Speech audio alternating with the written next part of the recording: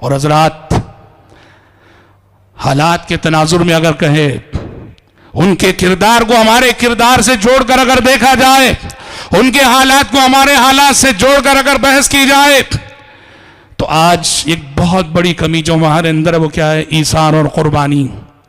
ایثار اور قربانی کی کمی. ہم بہت کچھ کریں گے، باتیں کریں گے، لمبی چوڑی گفتگو کریں گے، دعوے کریں گے، لیکن جہاں قربانی دینے کی بات آئے، اپنے جذبات کی قربانی، اپنی ارمان کی قربانی، اپنی خواہشات کی قربانی، اپنے عہدے کی قربانی، قربانی دینے کے مسئلے میں ہم بہت پیچھے ہیں.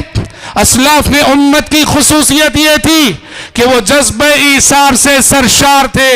جب کبھی حالات کسی قربانی کا تقاضا کر دے آگے بڑھ کر قربانی دیتے. اور ان کی خصوصیت تھی انہوں نے ہمیشہ ذاتی مفاد پہ اجتماعی مفاد کو ترجیح دیا.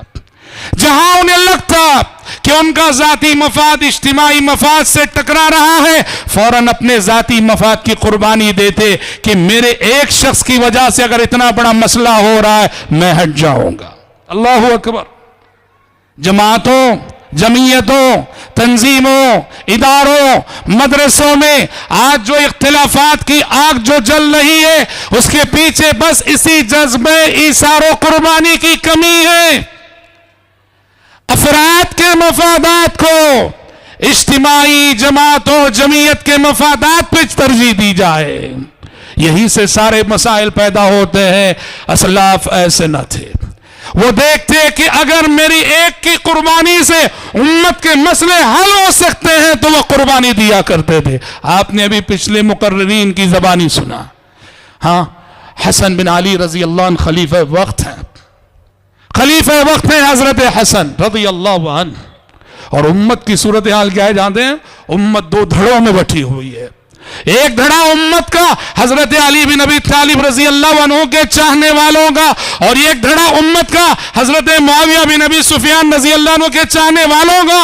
اور دونوں کے درمیان صفین کے میدان میں بہت بڑا معرکہ بھی ہو چکا ہے. حضرت حسن بن علی رضی اللہ عنہ نے زمام خلافت ان حالات میں سنبھالی، اپنے ہاتھ میں لی. امت محمدیہ دو دھڑوں میں بٹی ہوئی تھی. حضرت حسن رضی اللہ عنہ نے دیکھا کہ اتنا بڑا فتنہ، اس فتنے کو ختم کرنے کا واحد راستہ یہ ہے کہ حالات مجھ سے قربانی چاہتے ہیں. اگر میں اپنی کرسی کی قربانی دے دوں گا تو سارا فتنہ ختم ہو جائے گا.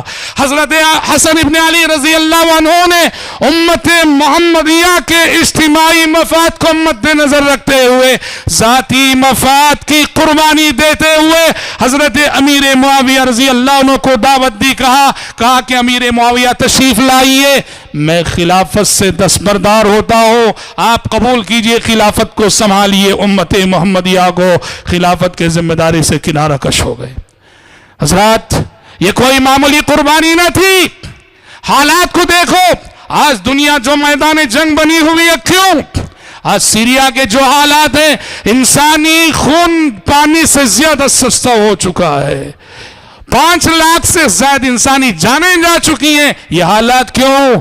ایک شخص کی کرسی کی وجہ سے. کرسی کا نشہ بہت خطرناک ہوتا ہے، یہ شراب کے نشے سے زیادہ خطرناک ہوتا ہے. اور قربان جائیے حسن بن علی رضی اللہ عنہ کے جذبہ ایثار پر. انہوں نے امت کے مفاد کی خاطر اپنی کرسی کی قربانی پیش کی. اور اس طرح پیارے نبی صلی اللہ علیہ وسلم کی وہ پیشنگوئی پوری ہوئی.